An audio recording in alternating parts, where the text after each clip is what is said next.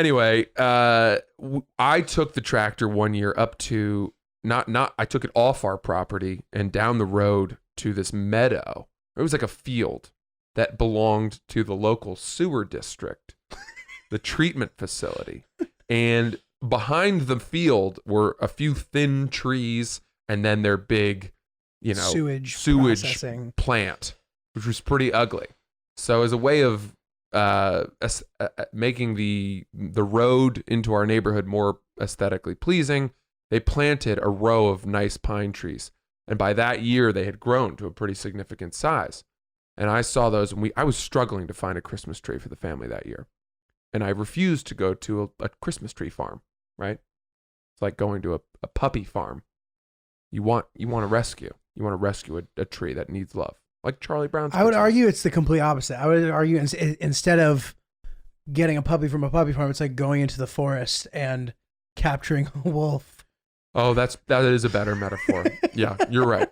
What we did was more inhumane. and definitely it's actually worse. You're taking something that takes carbon out of the atmosphere and actually helps global warming. You're killing it for 5 days of pleasure.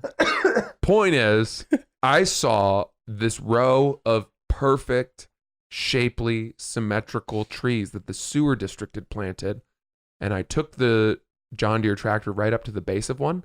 I lifted the bucket up to about mid-height. I took out my hacksaw, and I sawed off the top half of one of these trees, and then used that, dragged it home, and showed up to the family. And I was like, look what I found. They were like, oh my God, where did you find this perfect Christmas tree? Because all the trees on our property were like scraggly because they didn't get much light and all this shit. And I was like, oh, I got it from the sewer district, which I'm assuming those trees were paid for with government money. Right. And they were very mad at me. Oh, really? You and your parents? Oh. And they had to call the sewer district and, the local town ordinance and say, hey, our idiot son, who just happens to be a junior at Harvard, cut down one of the trees that you guys planted. And then they were like, oh, it's okay. Don't worry.